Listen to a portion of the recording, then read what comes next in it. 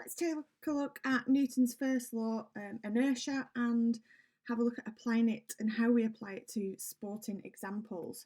So with all Newton's laws, these are the questions, the standard questions in the exam. So number one, to be able to define the law, it's really important that you can define each of the three laws of motion. But then they're going to ask usually for some sort of application. So the questions are often something like this: explain why Newton's first law of motion applies to etc. And it'll give you a sporting example. Explain why Newton's first law of motion applies to a basketballer as they take off from the ground to defend a shot, or applies to a hockey ball as it's sat on the pitch. So in some questions they will give you the example. Another type of question: apply Newton's first law to a sporting example of your choice. That's a nice one because you obviously get to pick. So you want to be prepared for the exam, know some specific sporting examples that you would choose for each law that you know are correct, that you really understand really clearly. Finally, state which of Newton's laws is applicable here. So they might give you a scenario, a situation, and you have to say which of Newton's laws is describing or explaining that situation. So let's have a look at these applications. I'm going to start off with netball. So in any of these questions, I would always, if I had a question, explain why Newton's first law of motion applies to etc., I would state the law first. So M1 inertia, a body continues in a state of rest or uniform velocity unless acted upon by an external or imbalanced force. What I then need to do is take my specific sporting words like netballer and substitute those for the words in the definition. So in this sporting example of a netballer, the netballer is the body. Okay, so all I'm going to do is substitute the word body for netballer. So the netballer will remain at rest. I'm saying she's going to remain at rest because she's going to stay on the floor until there's a force applied that allows her to jump up.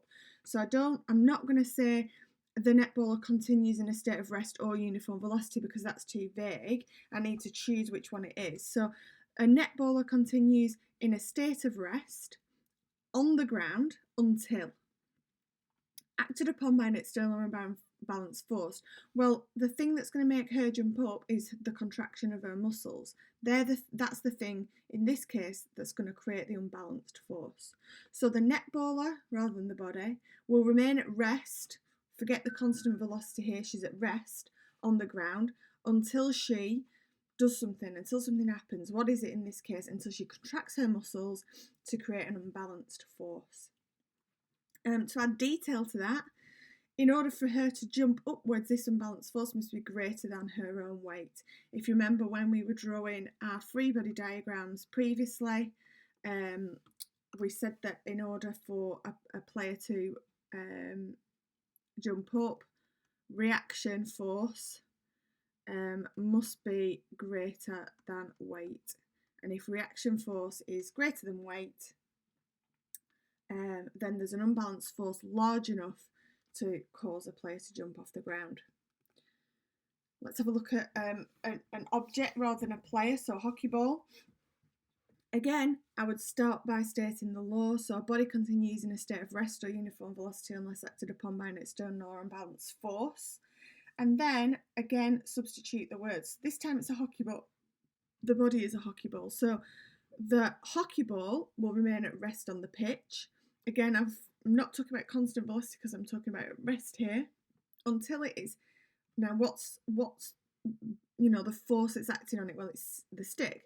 Until it is hit by the stick, which creates an unbalanced force. Again, I could add detail by saying the player must generate enough force through the stick. The player must generate a force through the stick large enough to overcome the weight of the ball. If I hit that ball with a feather, the ball's not going to move because the ball, its inertia is too great to be moved by the force applied by a feather. If I hit it really, really gently with the stick, didn't apply enough force, the ball wouldn't move. So the player's got to generate enough force to overcome that ball's inertia, overcome its weight to make it move. Okay, back to a person being a body now, but we're not leaving the ground this time, we're accelerating. Okay, so again, I would start with the definition. N1, a body continues in a state of rest or uniform velocity unless acted upon by an external or unbalanced force. This time, I'm going to substitute the word body for sprinter. The sprinter will remain still on the blocks until, and again, the unbalanced force with the sprinter is going to be created by the contraction of his muscles. So remain still in the blocks until he contracts his muscles to create an unbalanced force. He must apply a large enough force into the blocks to overcome his weight. So again, if he presses really gently into the blocks, he's not going to move anywhere. The force has got to be large enough to overcome his weight. The greater the mass of the sprinter, the greater their inertia. Inertia is this resistance of the body to change its current state of motion. So the heavier the sprinter, the more resistance to change his state of motion from being at rest to being moving. And so the greater force it takes. If the sprinter weighs 50 kilograms, then there is a relatively small inertia and therefore a relatively small unbalanced force required to move him. If the sprinter is 100 kilograms, his inertia is much larger, so the force that he's going to have to produce in order to overcome his inertia and therefore move off the blocks is even bigger. Okay, this is detail. This is the main part of the answer. Similarly here, this is detail. This is the main part of the answer. If the answer was a 1 marker, all you would require is this. This is detail. This is the main part of the answer.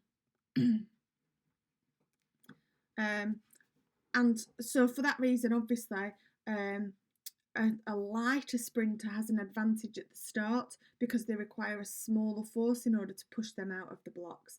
A heavy sprinter will have difficulty at the gun because they're having to apply a really huge force in order to overcome their inertia and therefore accelerate away from those blocks. A football, again, N1, a body continues in a state of rest or uniform velocity unless acted upon by an external or unbalanced force. This time we're talking about an object that is moving. So the football, again, I've substituted the word body for football, and this time I'm forgetting at rest because it's a football flying through the air. So football continues in a state of uniform velocity until acted upon by. Now in this case we're going to say the ball would continue to travel through the air unstopped at the same speed until it hits something. So it could be until it hits the floor, in this case until it hits the net. And the net is applying an external force which is going to stop the ball. Then that external force is large enough to stop the ball. And obviously the net hasn't got a huge inertia on its own, but because it's attached to all the posts and things, the net has a large inertia, it's able to stop the football. Okay, a golf ball then. Again, start with the definition. N1, a body continues in a state of rest or uniform velocity unless acted upon by an external or unbalanced force. This time I'm going to substitute the word body for ball. The ball will remain at rest on the tee until, what's the unbalanced force? It's being created through a golf club. So until it is struck by the golf club, creating an unbalanced force. Once in the air, unbalanced forces act on the ball, changing its velocity. So when the ball's in the air, just like the football a moment ago, there are forces acting on that ball that create unbalanced forces. Remember, to see whether we've got balanced or unbalanced forces, we compare opposing forces. So when the golf ball is on the tee, in this example, we have balanced forces, don't we? Because weight is equal to reaction. So we compare those opposing forces. The forces are opposite in direction and equal in size, and therefore balanced forces. So nothing happens to the ball, it remains where it is. When it's in the air, there are unbalanced forces acting on this ball, aren't there? Because when it's in the air, we have weight acting on the ball, and we also have air resistance acting on the ball. If we compare the opposing forces, we compare weight to resistance. Resistance is 0 and weight is something, so weight is bigger. And air resistance compared to friction, friction is 0 and air resistance is something, so air resistance is bigger. So we have unbalanced forces acting on this object. And the weight and the air resistance are going to be slowing this ball down while it's in the air. Negative acceleration.